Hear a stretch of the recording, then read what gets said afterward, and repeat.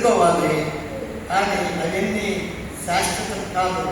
శాశ్వతమైనది పరలోకంలో మనందరికీ. అది నాకు కాకుండా ఆయన వారి ప్రత్యక్షను అపేక్షించే వాళ్ళందరూ కూడా ఆ రోజు అన్నిటికీ వర్క్ టువర్డ్స్ దట్. అశాశ్వతమైనటువంటి చిన్న చిన్న పనులు కాదు, పొజిషన్స్ కాదు. నేను ఎప్పుడు చెప్తుంటాను, positions we should not run after position. Positions should come after the greatest ministry the Lord has given to us to preach the word of God, to bring the transformation in the life of people. అంత గొప్ప భాగ్యం ఇచ్చాడు. ఏ position మనం పర్మనెంట్గా శాశ్వతంగా దేవుడు మనం పిలిచినంత వరకు ఇది మనకు శాశ్వతమైంది. మరి ఎవరు విలియం కేరీ కొడుకు ఒక అతను బర్మా కలెక్టర్ అయ్యాడు. ఆయన వచ్చి వాళ్ళ నాయన చెప్పాడంట, విలియం కేరీ కలెక్టర్ ఐఏఎస్, ఆ రోజుల్లో ఐఏఎస్ గౌడ్ ఉన్నది, నేను కలెక్టర్ అయ్యాని చెప్తే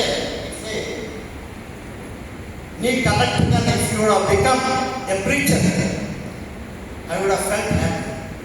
నువ్వు ప్రసంగం దేవుని యొక్క సేవకుడు అయితే నేను ఎంతగానో సంతోషం. నేను అందరం కూడా సేవకుడు, దేవుని యొక్క చేత పిలవబడినటువంటి వాళ్ళు.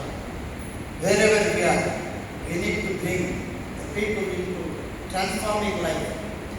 అది రెవరెండ్ ప్రసాద్ రావయ్య గారు చేశారు, చూపించారు. మరి ఇంత గొప్ప మరి ఈ సంఘంలో ఆయన మీద అంత ప్రభావం చూపించాను. ఈ 2-3 రోజులు నేను ఆలోచన చేస్తున్నాను. అంటే ప్రసాద్ రావయ్య గారు చనిపోయి 5-6 సంవత్సరాలైనప్పటికీ ఈ సంఘం ఇంత ఆయన ప్రభావం చూపించాడు. అందువల్ల ప్రతి సంవత్సరం ఆయన బర్త్డేని మర్చిపోలేదు, ఆయన మరి మెమొరియల్ కలిపిన రోజు మర్చిపోలేదు. They made impact in life of people. వీటి ఆయన వదిలినటువంటి ఆదర్శకరమైన జీవితం ద్వారా మనం కూడా మన యొక్క జీవితాలను మనుషులు ప్రభావితం చేయాలి. ఎప్పుడు దేవుడు మనం తెలుస్తాడు, మనం తెలియదు అంటే ఏది శాశ్వతంగా దేవుడు మనం ఈ లోకంలో వచ్చినంత వరకు మన జీవితాల్లో ఇతరులకు ఆశీర్వదకరంగా ఉండాలి. మనకు సాధ్యమైనంత వరకు ఇతరులకు మంచి చేయవారు ఉండాలి, మేలు చేయవారు ఉండాలి.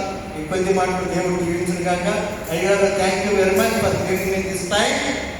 Thank you for my waiting for God bless you.